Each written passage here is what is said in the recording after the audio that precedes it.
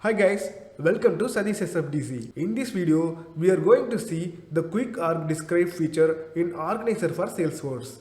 It is easy to view the information like label, API names, objects, prefix of all the objects and fields in Salesforce. Now, click organizer and click quick arg describe and click the describe button to see all the API and label and key prefix names. These are all the standard objects and I will show you a sample custom object created in this org. You can see employee underscore C is the API name and label name is employee and its prefix is A01. In Salesforce, custom objects will be created like A01, A02 in this sequence. And if you click describe, it will show all the field details of the particular object. And if you start choosing it, you can see the query is formed in this particular field. So automatically you can create a SOQL query from here. And toggle details. It will show all the backend information about that particular field which you have chosen. Thank you guys. Subscribe to our channel to see more such videos.